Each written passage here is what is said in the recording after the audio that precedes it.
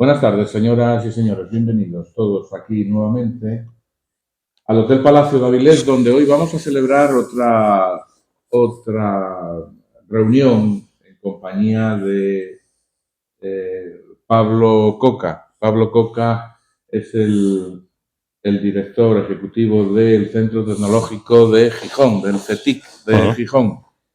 Pablo es ingeniero químico. Se desarrolló siempre en entornos empresariales de gestión, innovación y dirección de proyectos de I+D. Es su experiencia empresarial es dilatada. Adelante, César.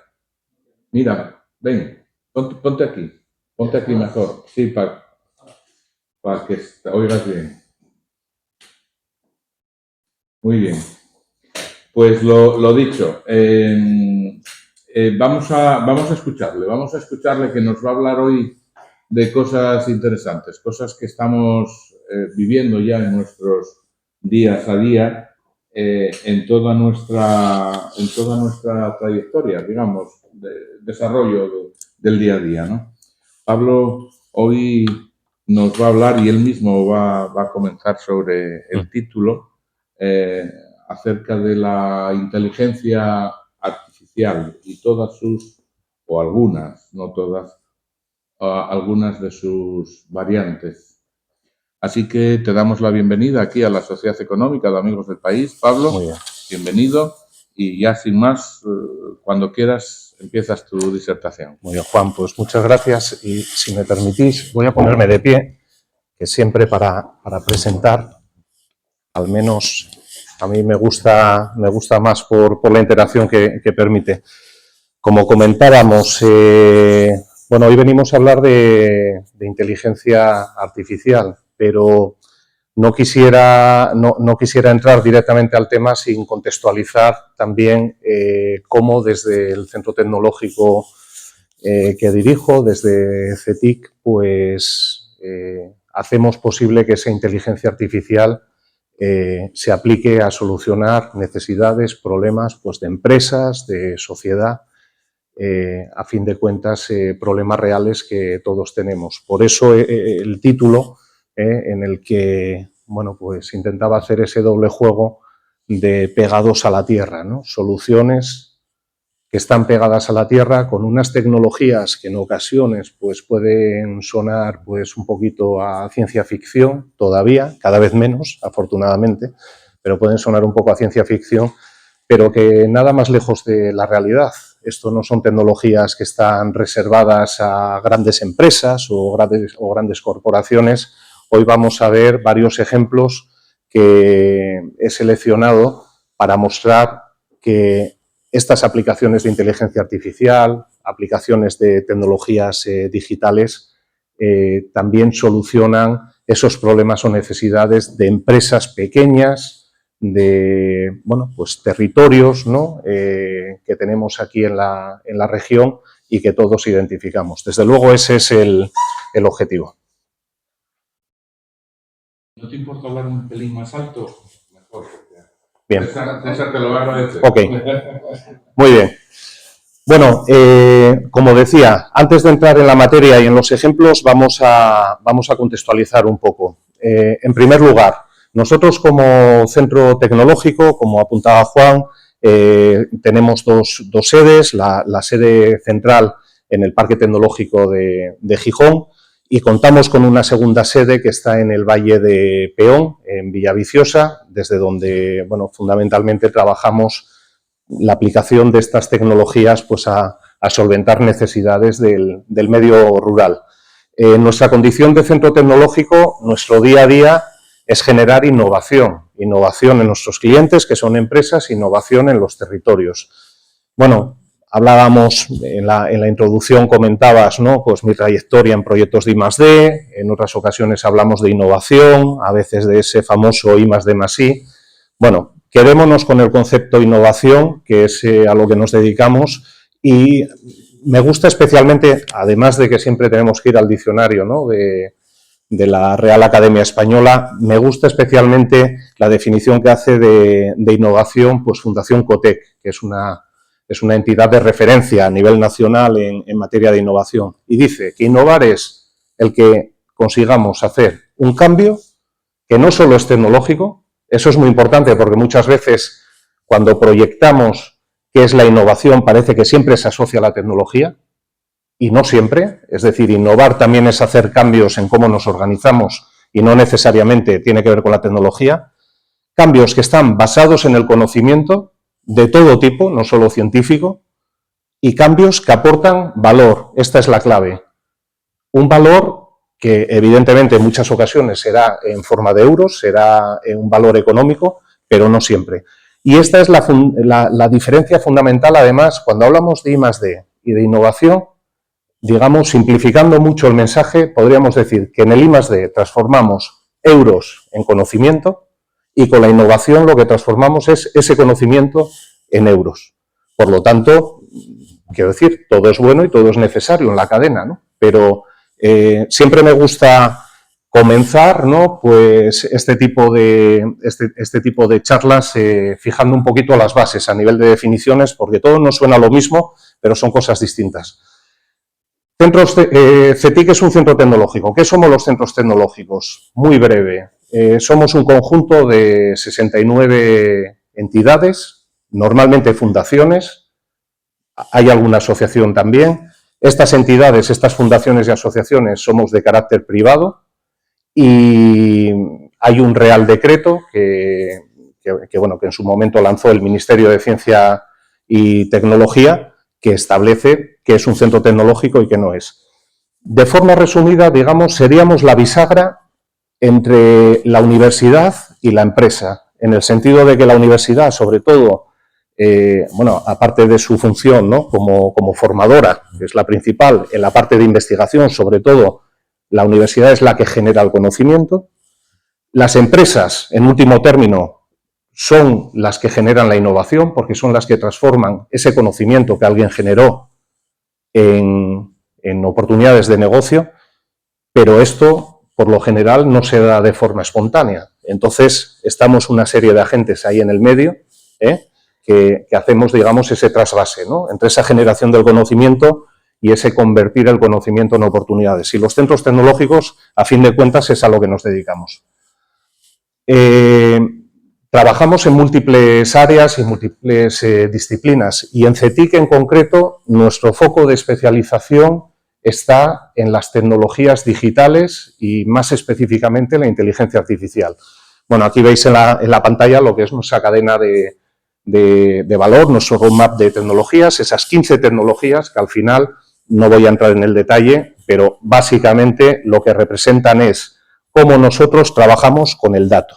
Con el dato desde que se genera, es decir, cuando pongo un sensor, cuando capturo un dato que me proviene de alguna fuente, hasta el máximo exponente, ¿no?, de valor del dato, que es cuando soy capaz de tener datos para que una inteligencia artificial pues saque conclusiones, ¿no?, con esos datos. A eso nos dedicamos. Decimos, somos una fundación privada y en nuestro caso esa condición de privada viene dada porque tenemos 12 patronos, 11 de ellos son empresas de la región, bueno, pues las tenéis aquí relacionadas, tanto empresas del sector tecnológico como empresas que tienen una clara identificación con marca Asturias, ¿no?, como puede ser Alsa, El Gaitero o Central Lechera, y contamos con el Gobierno del Principado de Asturias, que es uno de los patronos. ¿Cómo trabajamos? Pues básicamente en dos planos, y esto es propio de CETIC y de todos los centros tecnológicos. Los centros tecnológicos, en esa función de bisagra, como decíamos, entre la generación del conocimiento y el llevar, digamos, a efecto, ¿no?, las soluciones, trabajamos bien desarrollando tecnología, y esto lo hacemos cuando no existe tecnología en el mercado que esté disponible y que, por lo tanto, pues lo más sencillo es coger esa tecnología y aplicarla. Por lo tanto, desarrollamos tecnología, pero en otras muchas ocasiones lo que hacemos es recomendar tecnología. Vuelvo a lo mismo. Si una tecnología ya existe, si una tecnología está inventada, pues bueno, aplicamos el principio básico de no reinventar la rueda, ¿no? Desde luego siempre es más económico, siempre es más rápido utilizar una tecnología que existe que no desarrollar una nueva. Estos son los dos planos que representamos ahí. La innovación disruptiva va vinculada a que es necesario hacer un desarrollo de tecnología y la innovación incremental va vinculado a que utilizamos tecnología. A partir de aquí, los ejemplos que os voy a comentar, digamos, estarían en el plano de la innovación disruptiva. Es decir, todos estos son ejemplos de proyectos en los que nosotros hemos desarrollado la tecnología porque la empresa o el colaborador, ¿no?, con el que trabajábamos, pues bueno, no tenía a su disposición tecnologías existentes en el mercado. Trabajamos en 3 ámbitos, fundamentalmente, es decir, esas tecnologías del dato, esa inteligencia artificial, las llevamos a 3 ámbitos de aplicación. El de la empresa y la industria, el de la salud de las personas, el bienestar, la salud de las personas y el tercer ámbito, el de los territorios inteligentes. Bueno, pues al igual que hablamos de ciudades inteligentes, por ejemplo, pues también hablamos, y ahí tiene mucha importancia ese centro que os comentaba, esa sede que os comentaba que tenemos en el Valle de Peón, ¿no?, y desde el que trabajamos pues sobre todo el concepto del medio rural inteligente. Comenzamos con algunos ejemplos en la empresa, en la industria. Bueno, esto que nos gusta mucho a los que estamos en el mundo de la innovación y la tecnología, utilizar términos así muy de marketingianos, ¿no? La empresa 4.0.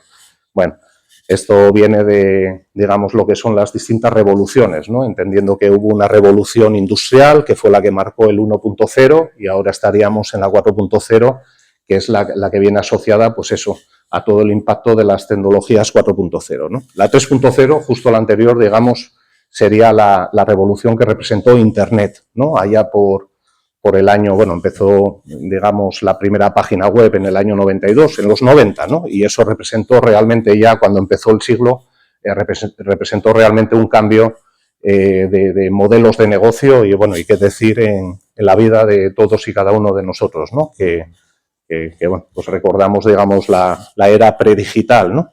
Cuando teníamos una agenda de teléfono y en el coche llevábamos un mapa en la guantera y demás. Bueno, tenemos aquí 2 casos de empresas con las que hemos trabajado. La primera de ellas, Couto, es una empresa de Gijón, una pyme, que fabrica equipos e instalaciones para hacer la preparación de superficies de acero antes de aplicarles pintura. Antes de pintar una superficie de acero, pues bueno, hay que darle rugosidad, ¿no?, a ese acero para que luego coja bien, ¿no?, agarre bien la pintura. Bueno, son procesos que se llaman de granallado, de tratamiento superficial. Y bueno, esas instalaciones, cuando se llevan a un ámbito, por ejemplo, de grandes cabinas para preparar esas superficies de acero, en el caso de fabricantes de pivotes, ¿no?, de pilotes para generadores eólicos, bueno, pues claro, estas son ya unas cabinas de grandes dimensiones, pues de alturas cercanas a los 10 metros, longitudes de varias decenas de metros, y esa instalación tiene una complejidad tal que cuando fabrican y suministran estas instalaciones a sus clientes, luego genera, durante la utilización de esas cabinas, pues mucha pregunta, digamos, ¿no?, por parte del usuario, pues a nivel de mantenimientos que tienen que aplicar o problemáticas que surgen, ¿no?, en esas cabinas. Bueno, todo esto no es mayor problema si tu cliente lo tienes al lado de casa, ¿no? Pero cuando estás suministrando una instalación de estas, pues no sé, en Brasil, por decir algo, porque evidentemente estos son mercados globales, pues si surge un problema en un cliente, entre tener que mandar una persona allí para resolver ese problema o poder hacerlo a distancia realmente en unos entornos virtuales, ¿no?, donde esa persona, en vez de coger un avión, lo que hace es se pone unas gafas y está viendo, como si estuviese en la planta de Brasil, qué está pasando en esa planta y puede dar la recomendación de que hagan determinada reparación o que cambien determinado parámetro de la instalación, pues evidentemente es ahorro de costes para todos y sobre todo ganancia en eficiencia, porque entre otras cosas ese cliente no está parado mientras la persona que va a resolver el problema va y viene, ¿no? Bueno, estábamos con el ejemplo de Brasil, ¿no? Básicamente es lo que desarrollamos en este caso, ¿no? Es lo que se llama el gemelo digital, es una recreación virtual de esa instalación, de esa cabina, y tiene la peculiaridad además de que, digamos, la alimentamos con los datos del proceso real, de modo que esta persona que consulta la instalación en remoto, pues tiene toda la información igual que si estuviese allí in situ. Y este segundo caso, el de Norma Group, ahí veis un robot. ¿Qué hemos hecho en este caso? Aquí hemos aplicado inteligencia artificial. Los robots, contra lo que pueda parecer, son elementos bastante tontos. Es decir, un robot es un elemento que repite muy bien, con alta precisión y muy rápido, la misma operación. Pero la operación tiene que ser sencilla y tiene que ser siempre la misma. En este tipo de robots, con inteligencia artificial, lo que podemos hacer es ponerle ojos al robot. Le ponemos la capacidad de que vea y que entienda cuál es el contexto. Es lo que hemos hecho con esta empresa, con Norma Group, que bueno, fabrica luminarias como las que vemos aquí en el techo, ¿no? Las luminarias para este tipo, además de edificios o para hospitales. Y claro, no fabrican un solo modelo, sino que tienen un amplio número de referencias de luminarias. Y ese número tan elevado de luminarias lo que hacía era imposible el que pudiesen incorporar robótica al final de la línea para coger las piezas que se fabricaban, porque el robot, como cada vez le cambiaba la figura, la geometría, ¿no?, de la luminaria, pues no sabía qué hacer, ¿no? Básicamente con inteligencia artificial, como digo, le hemos puesto ojos, aquí veis la representación, reconoce la pieza y por lo tanto ya se le da la orden al robot de que para esa pieza pues tiene que abrir tanto la pinza y tiene que hacer un movimiento determinado y poner esa pieza en, no sé, en una posición determinada, ¿no?, del almacén. Estos son ejemplos en el ámbito de territorios, perdón, creo que me saltó dos. Ahora, sí. Continúo con los ejemplos de empresa. Industrias Lácteas Monteverde. Bueno, a lo mejor no lo reconocéis. Si os digo el queso Tres Oscos, probablemente ya sea más familiar para todos, ¿no? Es la empresa que fabrica el queso de Tres Oscos. El queso de Tres Oscos, ellos fabrican más de 60 configuraciones, presentaciones de los quesos. Están las variedades, ¿no? El que sea sin lactosa, el que sea, no sé, tipo cheddar, de tal tipo, pero es que luego está la presentación del queso en barra que va a la charcutería, pero luego están también los blisters, ¿no?, que compramos, digamos, en el lineal. Al final son más de 60 configuraciones distintas. Y claro, ellos reciben todas las mañanas más de 100.000 litros de leche. Una leche que cada día llega con una calidad distinta, porque bueno, es un producto vivo que viene de seres vivos y por lo tanto no puedes asegurar que todos los días te llegue la leche exactamente con la misma analítica. Y la leche, en función del contenido en grasa que tiene, los azúcares, X parámetros, pues es más adecuada o menos adecuada para fabricar según qué tipo de quesos. Bien, pues con ellos lo que hemos trabajado, esto al final es un trabajo ingente, ¿no?, en horas para varias personas de la planta de producción, que cuando llega esa leche, en base a las analíticas, tienen que empezar a cruzar los pedidos que tienen de cliente con, digamos, lo adecuada o no que es esa leche para fabricar distintas variedades de queso. Y fundamentalmente lo que hemos trabajado con ellos ha sido desarrollarles una solución de inteligencia artificial. No fuimos muy originales en el nombre porque lo llamamos Quesia, con lo cual tampoco ese es nuestro fuerte, pero funciona. Y básicamente ellos, a día de hoy, lo que tienen es esa herramienta que utilizan todas las mañanas cuando reciben esas analíticas y que está ahorrando pues una gran parte, digamos, del volumen de horas que empleaban pues los responsables de producción para tomar esa decisión. Además, esta empresa recibió ahora recientemente, hace poco más de un mes, el Premio Nacional de Industria 4.0 que concede el Ministerio de Industria, precisamente para reconocer el esfuerzo de pymes, en este caso, que hacen pues esa inversión en nuevas tecnologías, ¿no? Para ser más competitivas, ¿no? Y bueno, ahí tenemos al más que conocido ALSA, ¿no? Pues también estamos trabajando con ellos. ALSA está también en un proceso, lógicamente, de modernización y adaptación de sus flotas de autobuses, sobre todo a autobuses eléctricos. Bueno, están también trabajando en todos los conceptos de autobuses autónomos, ¿no? O bueno, semiautónomos, porque realmente llevan una persona, ¿no? Que está realmente vigilando, ¿no? Cómo opera ese autobús. Y bueno, ahí con ellos pues hemos desarrollado también soluciones de inteligencia artificial pues para predecir y anticiparse a mantenimientos que son necesarios de los vehículos. Daros cuenta que ahora mismo un plan de mantenimiento de un vehículo me sirve para un autobús o el coche que podemos tener nosotros a nivel individual. Vamos al taller en función de unas recomendaciones que nos hacen de cada 30.000 kilómetros hay que hacer un cambio de aceite.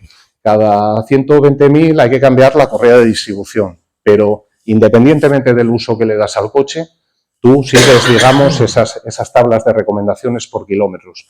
Con la sensórica que van hoy en día embarcada, instalada en los autobuses o en los coches, y con esas herramientas de inteligencia artificial somos capaces de extraer datos de modo que esos planes de mantenimiento son predictivos, no son correctivos, es decir, son adaptados a la necesidad en concreto de ese coche o de ese autobús, de modo que, bueno, pues ahorramos muchos problemas de que si estamos con estilos de conducción o hay alguna situación, ¿no? que obliga a que se haga el mantenimiento antes que esos kilómetros recomendados, pues evitamos el que llegue la avería y que nos pille a lo mejor en medio de una carretera y que podamos hacer ese mantenimiento a tiempo. Y al contrario, tampoco estamos haciendo mantenimientos antes de tiempo cuando a lo mejor por las condiciones de la ruta que hace un determinado autobús, pues evidentemente puede alargar muchísimo más el mantenimiento, ¿no? Antes de pasar por taller.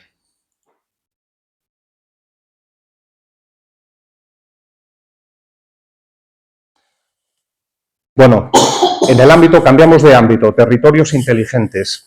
Hay un caso que es el que hemos hecho y es el que estamos trabajando con el Consejo Regulador de la sidra de Asturias, de la sidra de denominación de origen protegida.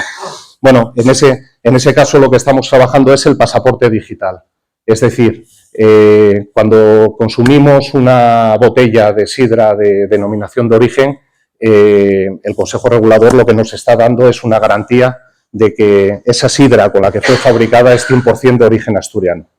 Bien, nosotros como consumidores, pues bueno, tenemos esa confianza en lo que nos dice el Consejo Regulador, pero en condiciones normales, digamos, no tenemos acceso a esa información que demuestra ese origen 100%, ¿no? De manzana asturiana.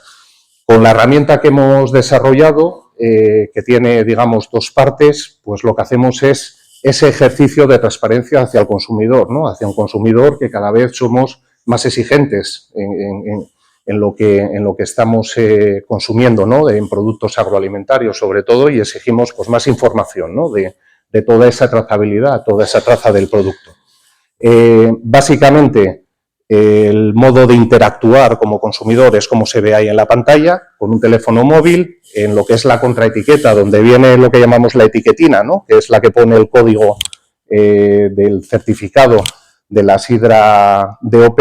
Ahí hay un código QR, enfocamos con el móvil y nos lleva a, bueno, pues a una web donde nos presenta qué variedades de manzana tiene esa botella, en qué pomarada se recogió esa manzana, en qué fecha entró al llagar, cuándo se prensó, cuándo se botelló, etcétera. ¿Qué pasa? Que ahí tenemos un sistema metido por debajo que lo que nos está asegurando además es que esa información no ha sido alterada. Y es, bueno, la tecnología blockchain está muy asociada al mundo de las criptomonedas, lo que pasa que es una aplicación, digamos, de tipo empresarial, no financiero, de las criptomonedas, y que, bueno, básicamente de lo que se trata esa tecnología es de un sistema, digamos, de notarios electrónicos, además de múltiples notarios electrónicos, de modo que la información se divide entre todas las personas, ¿no?, que participan en esa blockchain, de modo que si alguien tuviese la tentación de alterar esa información que se ha registrado cuando un Yagar lo ha metido, sería tal el esfuerzo que tendríamos que hacer para modificar todas las piezas de información que tenemos distribuidas entre todas las personas que no sería inviable, ¿no? Por eso se dice que el blockchain lo que nos aporta es la inmutabilidad de la información y, bueno, pues es una herramienta tecnológica ideal para hacer este tipo de soluciones de pasaporte digital, ¿no? A fin de cuentas, no podemos garantizar que la información sea real. Lo que podemos garantizar es que la información que un día se ha registrado ahí, nadie la ha alterado después. Evidentemente, el interés de quien hace eso, sabiendo que es inmutable, pues va a ser evidentemente el que la información que se registra, pues que sea cierta, ¿no? Aprovecho también para comentaros, os hablaba de esa segunda sede que tenemos en el Valle de Peón, y aquí tenemos, bueno, pues algunas imágenes, ¿no?, de lo que son esas instalaciones.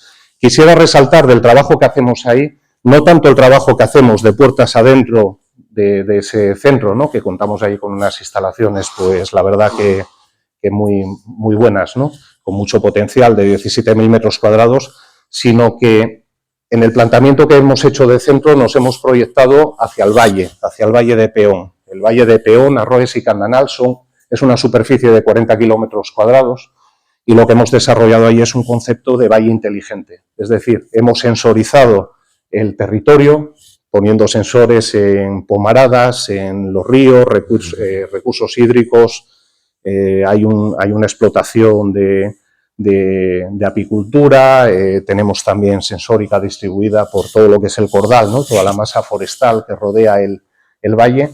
Y, bueno, todo esto lo que nos está generando pues es un volumen inmenso de datos que nos sirve para lanzar recomendaciones a esos propietarios de esas explotaciones agrícolas.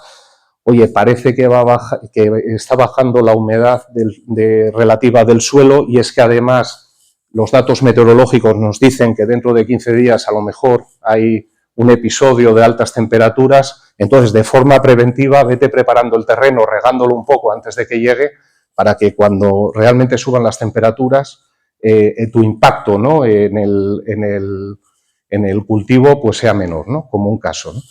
Pero es que además todo ese volumen de datos que estamos colectando, luego lo que nos permite también, cruzándolo con datos satélite, pues es construir modelos de inteligencia artificial, de nuevo, ¿no?, de modo que creamos pues escenarios y simulaciones predictivas, pues por ejemplo, para anticiparnos a lo que podría ser un efecto de un incendio, ¿no?, en una determinada zona, pues en base a los datos simulando, ¿no?, cuáles podrían ser los efectos y bueno, lo que es más importante, ¿no?, qué medidas tenemos que tomar para que esos escenarios, digamos, no deseados, pues nunca pasen, ¿no? Tenemos también en la pantalla esa imagen, ¿no?, de la maquinaria, de esa plataforma de la empresa SVMAP. Es una empresa de base tecnológica, una startup que ha desarrollado esta plataforma que es operada remotamente y tiene la capacidad además de trabajar en autónomo. El hecho de que no trabaje en autónomo tiene más que ver con el marco normativo actual, que no permite que ese tipo de maquinaria tenga la capacidad de tomar decisiones, ¿no?, de forma autónoma, y es necesario pues operarla en remoto. Pero se está utilizando, por ejemplo, en labores forestales, en zonas de difícil acceso, donde hay un peligro real también para las personas, ¿no?, que están trabajando, digamos, con maquinaria.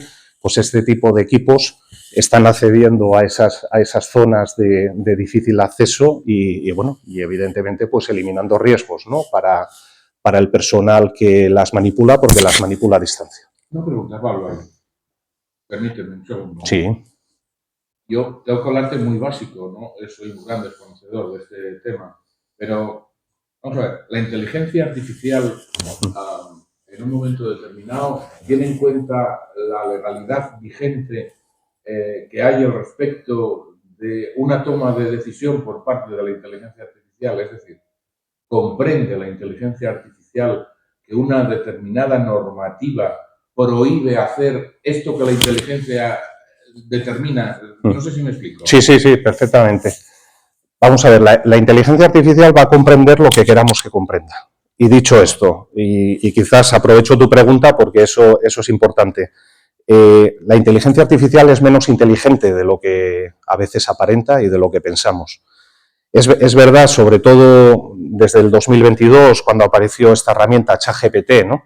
Que bueno, pues es esa herramienta en la que tú interactúas con la máquina y le vas pidiendo, oye, pues hazme un texto, supón que soy no sé quién y necesito hacer una carta para tal cosa, y es verdad que el nivel de resultado es muy bueno, pero es que además el cómo la máquina interactúa contigo te lleva a pensar que estás realmente interactuando con una máquina que tiene más o menos el nivel de inteligencia y la capacidad, digamos, de reflexión de una persona, ¿no?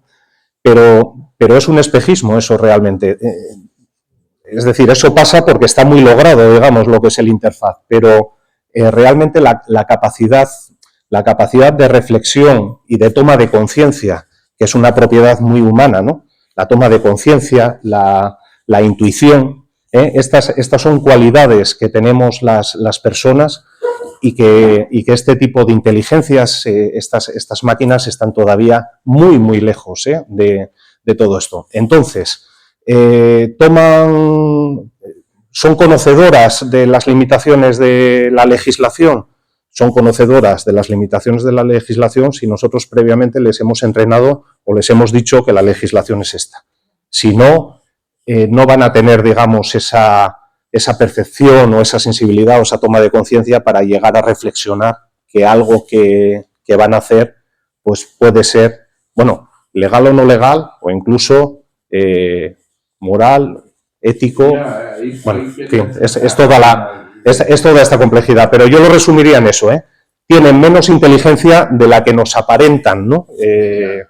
O la que aparenta que tienen. Sí, por favor. En relación con esto que estáis hablando, el año que viene, por primera vez, os lo comento porque Germán quiere estudiar esa carrera, el año que viene, por primera vez en España, sale un grado en la Universidad de Córdoba con 60 plazas de matemáticas y filosofía, que va en relación a esto. O sea, por un lado te diseño para que hagas lo que tengas que hacer, pero por otro lado yo matemático, que hasta ahora eran como muy cuadriculados y numéricos, pues van a tener que tener en cuenta ciertas cosas que la legalidad impide llevar a cabo.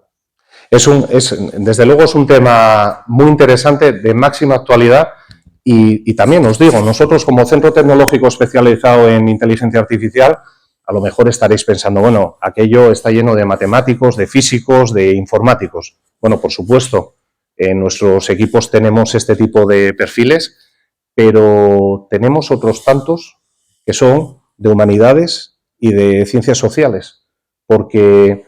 ¿El primer año? Sí. 60 plazas en Córdoba, porque Germán quiere estudiar eso. Es totalmente fundamental. Nosotros tenemos una unidad de conocimiento que llamamos de factor humano. Básicamente, ¿qué buscamos ahí? La tecnología por la tecnología no nos lleva a ningún sitio, ¿no? Entonces, lo que necesitamos es siempre hacer tecnología que resuelva problemas y no genere problemas nuevos. Y para eso hay que tener ese conocimiento y esa sensibilidad de lo tecnológico, pero de lo no tecnológico también, ¿no? Por lo tanto, es muy interesante. No sabía sobre ese grado y, bueno, más que interesante, necesario, evidentemente. Es la primera vez, no sé si lo es, pero es la primera vez que... No es tan habitual esto, no es tan habitual. Lo que pasa que es verdad que un tema que era totalmente desconocido y que no se pensaba mucho en ello, a raíz de esta irrupción de estas herramientas de inteligencia artificial generativa como ChatGPT, pues lo que ha hecho ha sido poner encima de la mesa realmente una problemática, ¿no? Bueno, una problemática y una necesidad. Es decir, la inteligencia artificial nos permite hacer muchísimas cosas, pero tenemos que hacerlo evitando que haya sesgos, que nos genere problemas nuevos por malas decisiones o porque haya ahí algoritmos que no esté muy claro, ¿no?, realmente cómo funcionan. Es decir, están ahí también los aspectos de explicabilidad de qué hace el algoritmo. Entonces, nosotros en nuestro caso, desde esa unidad de factor humano, bueno, pues el equipo que tenemos ahí es a lo que se dedica, ¿no?, a todos estos aspectos de ética, de explicabilidad, de comprensibilidad. ¿Va qué? Perdona, Susana. ¿Va a resolverlo alguna vez la moral? ¿La va a resolver alguna vez la inteligencia artificial? No lo sé, lo desconozco, pero digamos, sería el punto realmente ya de cambio de paradigma total, ¿no? Claro, es que dices, voy a tomar una decisión con respecto, antes hablabas de los incendios. La humedad del suelo, no sé cuánto, por aquí, por allá, esto, y la decisión que tome. La decisión que tome ahora mismo y digamos en un plazo de tiempo, vamos a decir, que podría ser el que seamos capaces de ver nosotros, ¿no? Van a ser siempre razonamientos, tomas de decisiones racionales, claro, basadas, eso sí, en múltiples escenarios, múltiples datos, pero no tomando en cuenta consideraciones de tipo moral o de intuición, que, como digo, son propiedades muy humanas, ¿no? Hay que tener en cuenta que estas máquinas, esta inteligencia artificial, no procesa como procesa el cerebro humano. Es decir, al final están muy conseguidos estos modelos, pero son modelos que se basan en estadística, ¿eh? Y nosotros no procesamos, no computamos basándonos en estadística. Tenemos otro tipo de... son impulsos electromagnéticos con otro tipo de funcionamiento. No te dejábamos terminar, pero bueno, me acabas de contestar con lo que acabas de decir. Es decir, el perfil, o sea, el salto ahí es en decisión moral, pero que racionalmente nos supera y nos van a llegar indudablemente. Sí, Tengo un hijo que es campeón de ajedrez de Asturias, y hace años, no tantos, todavía un jugador de ajedrez podía jugar contra la máquina. Hoy día es imposible. Tiene una cosa que se llama módulo y al final la máquina, por recogida de múltiples, siempre va a ganar al individuo. Entonces llegará un momento que muchísimas de nuestras decisiones y toda esa información está inteligente, la basaremos en eso. Incluso se hablaba, bueno, pues en Facebook y demás, que decíamos, tomarás tu decisión de voto político en función de lo que diga la inteligencia artificial. Al final dices, no, porque tú tienes tu libre albedrío, pero la inteligencia artificial, por tus decisiones, ya puede ir prediciendo si eres más proclive a votar a un partido o otro.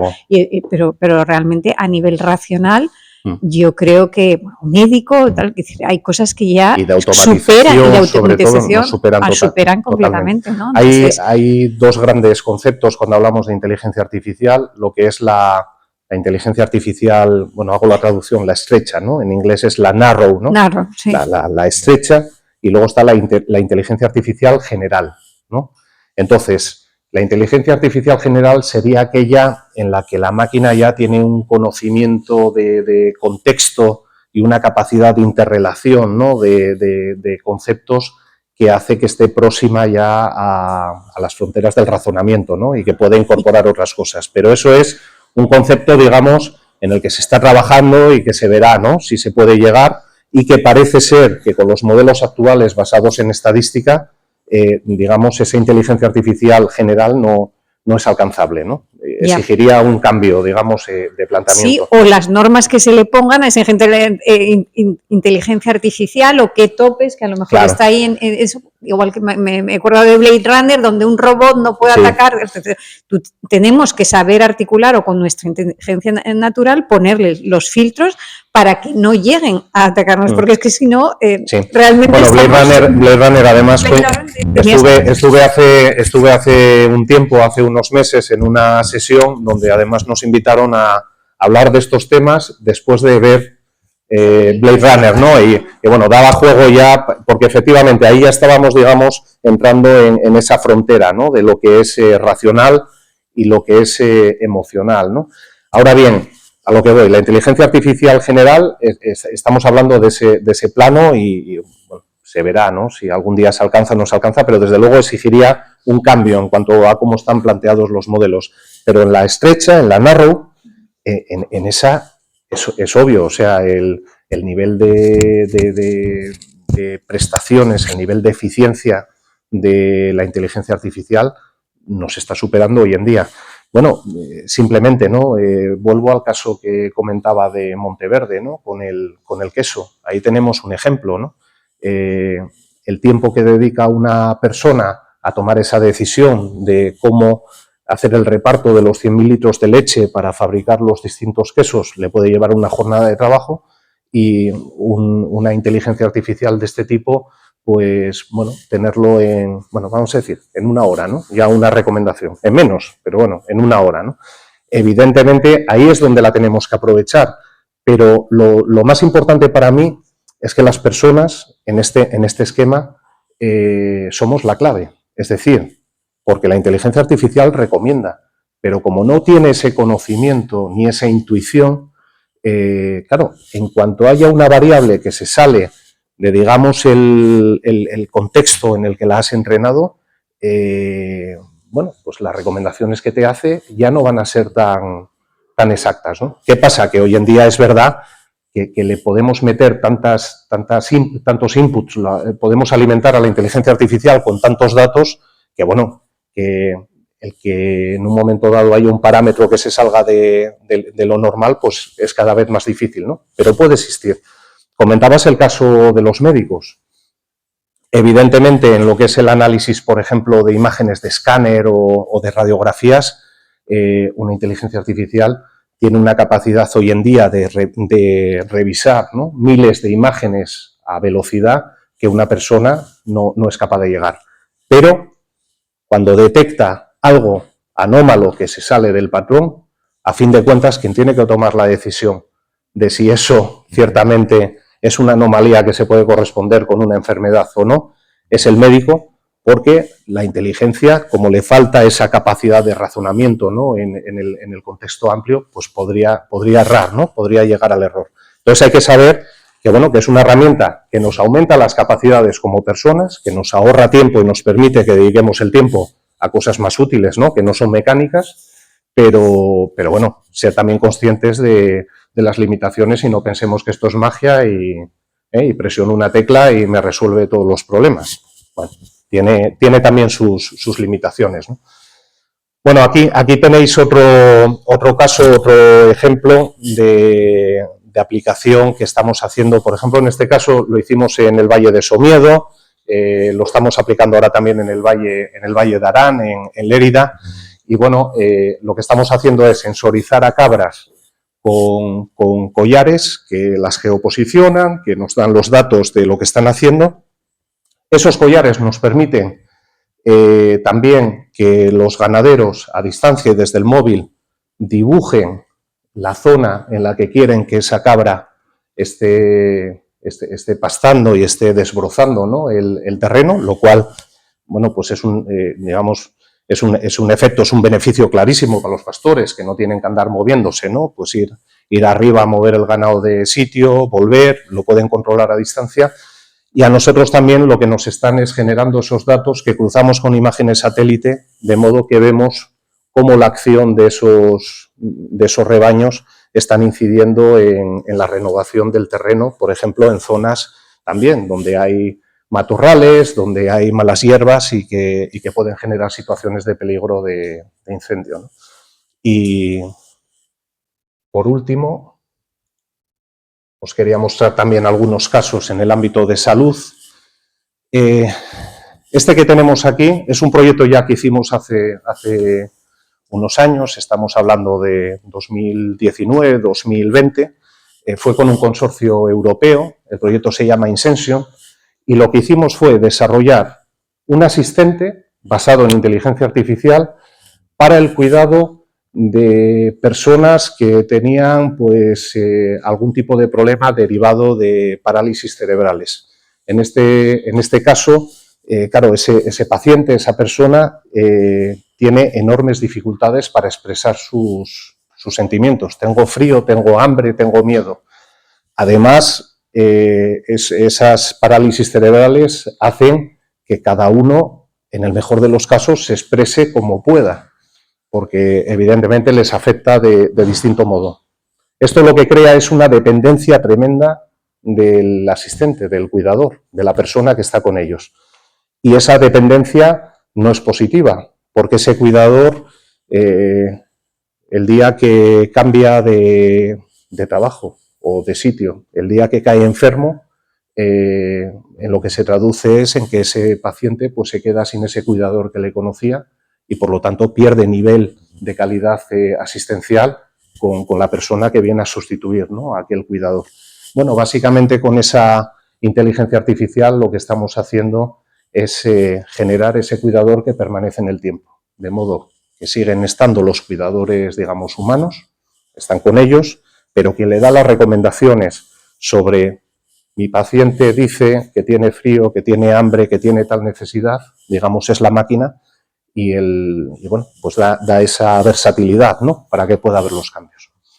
Y ya avanzo a la siguiente y finalizo, y aquí os muestro también bueno, uno de los últimos proyectos que hemos hecho con esta empresa también, asturiana, Tesis, es una empresa de base tecnológica que trabaja para el mundo de la salud, para hospitales sobre todo, y lo que hemos desarrollado con ellos pues ha sido este asistente virtual que está pensado sobre todo para dar recomendaciones en el ámbito laboral a los trabajadores en temas relacionados con salud. Y específicamente lo que desarrollamos con ellos fue el módulo de inteligencia para dar recomendaciones a los trabajadores sobre hábitos, estilos de vida saludables y recomendaciones pues, para afecciones tipo cardiopatías, ¿no? Para mejorar, digamos, la salud cardiovascular de los trabajadores. De nuevo, tenemos por detrás, para entendernos, ¿no?, una herramienta tipo ChatGPT, a quien le hemos dado el marco de documentos y reglamentación sobre la que tiene que dar las recomendaciones, estudiar, y bueno, pues a partir de ahí lo que elaboramos fue ese asistente virtual, de modo que ya ese médico o ese sanitario, ¿no?, que está en una gran empresa pues a disposición de los trabajadores, no existe la dependencia 100% de que esté disponible en horario de trabajo en esos días y que cualquier trabajador pues, pueda hacer ese tipo de consultas a cualquier hora del día, en cualquier situación. Bueno, había algún caso más, pero como estoy viendo que hemos cumplido esos 45 minutos que me había comprometido, lo dejo aquí y si tenemos alguna pregunta más, pues nada, encantado. Si alguien tiene alguna pregunta, Pablo, pues encantado de ello. Si no, pues concluiremos aquí la estupenda exposición que nos hizo acerca del CETIC, de su centro tecnológico. Muy bien. ¿Alguien tiene que hacer alguna pregunta? Bueno, se hicieron por el camino, Pablo. Sí, exacto. No, pero bueno, yo creo que mejor, ¿no? Eso, porque cuando surgen los comentarios tiene más sentido. Sí. Somos una fundación realmente y somos asturianos.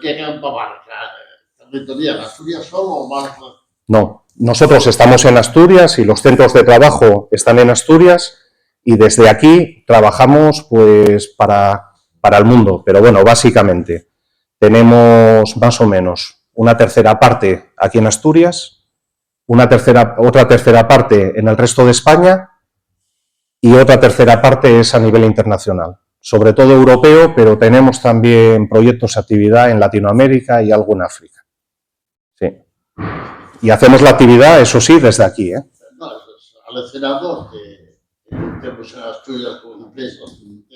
Yo al principio de la charla era una cosa que quería haber dicho y no dije, y lo dices tú al final. Pero efectivamente, no hace falta salir de Asturias para encontrar hay mucho una empresa como la de Pablo, ¿no? La tenemos aquí, la tenemos al lado. Los asturianos que somos a veces tan quijotes, sí, con nuestras cosas, Sí. Y bueno, pues lo tenemos aquí, no tenemos que ir a buscar a muchos y afortunadamente no somos los únicos. Hay muchos casos de empresas que desde aquí estamos y están haciendo realmente mucha actividad y mucho negocio por todo el mundo, por todo el mundo. Pero luego llevaría a unas consideraciones profundas. Todo esto contribuye a hacer un mundo más feliz. Bueno, desde luego nosotros nos levantamos por la mañana con esa ilusión. Yo no sé si lo conseguimos, pero en el mundo actual en el que vivimos, desde luego nosotros, como decía antes, tenemos esa preocupación. Y mira, es algo, los que nos dedicamos a la innovación, que cada día es un tema nuevo y claro, y estamos en un mundo muy cambiante, ¿no? Ahí hay una componente de propósito. O sea, el equipo, desde luego, no hace esto solo por la satisfacción de hacer tecnológicamente algo nuevo, sino que proyectos como los que comentábamos antes, ¿no? Pues con estas personas que han pasado episodios de parálisis cerebrales, o el trabajar con esos ganaderos de Somiedo que veías que estaban empleando todos los días 2 horas y pico en mover al ganado y que ahora, bueno, pues les has facilitado, ¿no?, la labor y que lo mueven desde el móvil. Son pequeñas contribuciones. Yo no sé si con esto cambiamos el mundo, seguro que no, pero en lo que es la cercanía y en lo que a nosotros respecta, desde luego lo hacemos con la intención de poner nuestro granito de arena. Ahí es donde está la complejidad de todo esto que hablamos. Muchas veces cuando desarrollas tecnología, la gran preocupación es que estés desarrollando tecnología que resuelve problemas, no que genere nuevos problemas. Y es un reto eso, es un reto. Dentro de este campo, es la primera vez que oigo hablar de humanidades y de ciencias sociales. Siempre que se habla de este tema, se obvia, se deja de un lado aquel componente que hace un mundo más... Bueno, pero ya lo viste antes, que dentro de su equipo hay gente... Es la primera vez, claro. Eso es muy interesante. Sí, claro, no, tenemos nosotros, mira, somos un equipo de 70 personas, número gordo, 72 y tal. De ese equipo te puedo decir que la mitad son perfiles técnicos y la otra mitad perfiles no solo humanistas y ciencias sociales. Sí. Porque además, no es un juicio personal, todos los que están metidos en este mundo nuevo técnico hablan ustedes de una suficiencia, una seguridad, una prepotencia, como si tuvieran en sus manos la solución del mundo futuro. Sí, mira, tenemos una anécdota con eso. Una anécdota con eso. Como decía, trabajamos en el tema de territorios inteligentes en medio rural, ¿no? Y bueno, llevamos 20 años, ¿no?, de actividad y bueno, ahora trabajamos desde unos principios que los voy a explicar ahora, que están muy claros, pero bueno, nadie nace sabido y cometes también errores y hay que aprender de los errores, ¿no? Y el principal error que tuvimos al principio trabajando con medio rural es que llegábamos con esa perspectiva de superioridad, como dice, de superioridad respecto a quien controla la tecnología y dice, bueno, es que nadie pensó en esto y yo tengo aquí la solución mágica, ¿no?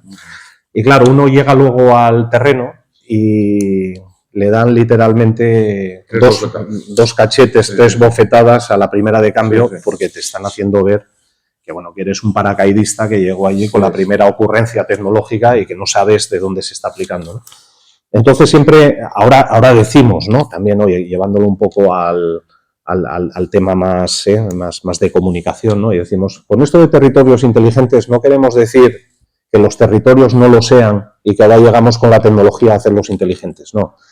Llegamos con la tecnología a extraer el conocimiento, la inteligencia que está en los territorios, que son, parece un juego de palabras, pero la aproximación es totalmente distinta.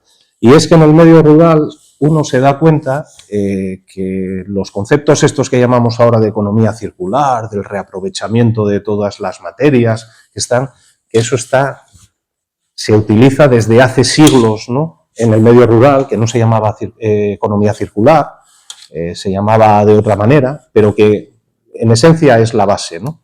O que, bueno, pues eso, el cómo se comporta o el cómo se ha modelado un paisaje, pues que tiene que ver mucho con la acción de agricultores, de ganaderos y de cómo han ido cambiando también los modelos de vida allí, ¿no? Entonces, bueno, desde nuestra posición, y ya digo toda la humildad que podemos aplicar en esto, decimos, bueno, llegamos con la tecnología, con actitud de escucha, porque cuando uno llega efectivamente con esa actitud de prepotencia, el fracaso está asegurado. Claro. También siempre digo, en el medio rural, en una fábrica, en un hospital y donde quiera que vayas.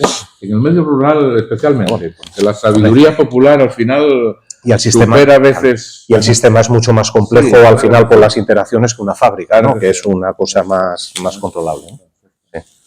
No, temas muy interesantes estos, sí. Cuando salimos de la tecnología y empezamos a meter a las personas, salen ahí unos debates muy interesantes. Claro. ¿Alguna cuestión más? Hay que repetir esto. Sí. Pero yo cambiaría el enunciado. ¿El enunciado? ¿El título de la charla? Sí, porque es que yo, según estaba leyendo, me iba al Parque Tecnológico de Lugones, de Llanera, sí. y al de Gijón, y me imaginaba otra cosa. Esto no tiene nada que ver con que... Bueno, pues mira, un aprendizaje también de cómo comunicamos las cosas. Desde el punto de vista de la IA, hubiese sido bastante más atractivo. De hecho, no sé si te fijas que ayer en la comunicación que yo hice por segunda o tercera vez, poníamos ese apósito que tú comentas porque había estado hablando con Pablo. Aquí esto me lleva a un complejo donde hay empresas de tecnología. Sí. Pero esto no tiene nada que ver. Claro que no. No. De hecho, ya acabo de descubrir un posible cliente. Y hoy vamos a ver. Que no sabía de SV Mac. Sí. Y ya que fabrican, pues consumirán lubricantes. Sí, te puedo asegurar que sí. Y no serán biodegradables, por casualidad. Bueno, no sé cómo los están utilizando. Es una asignatura pendiente de casi todos los tecnólogos. Por cierto, esta empresa también, oye, un caso de estos de tecnología hecha desde aquí, desde Asturias. Esta empresa ha cerrado un contrato de bastantes unidades, cuando digo bastantes, o sea, no sé, si os digo 5, 7, 8, con la UME, con la Unidad Militar de Emergencias, para utilizar esta maquinaria, que como digo, pues la operas en remoto para intervenciones en situaciones de emergencia, sí. O sea que bueno, están ahí en Gijón, también. Ya. Bueno, pues nada, así son las cosas en la sociedad económica. Venimos a aprender, que aprendimos, y de repente surgen negocios. Mañana viene a visitarlos. O sea que estamos de enhorabuena. Muy bien, Pablo, pues oye, muy agradecido por haberte esforzado en venir hoy hasta aquí, hasta Avilés, a darnos esta magnífica exposición. Yo encantado, y si en alguna ocasión queréis reforzar y repetir, a vuestra disposición. Repetimos y ampliamos la situación. Bueno, vamos a hacer, como siempre hacemos en los finales de nuestras charlas y conferencias con nuestros invitados. Vamos a hacerle entrega a Pablo de esta piedra visigoda famosa que tenemos aquí en el atrio de la iglesia de San Nicolás, y que Juan Prieto, nuestro artista local en la junta directiva, reproduce en una magnífica cerámica. Esto es el obsequio con el que te damos las gracias. Cuídalo. Por supuesto. Ahí tienes una pequeña historia de la piedra y la historia del artista del cómo se hizo. Esta mañana queda ya en el despacho colocada. Muy bien, muchas gracias. Bueno, pues nada, muy bien dicho. Muchas gracias, Pablo. Muchísimas gracias. A vosotros. Muy amable. Muy bien. Gracias. Bueno.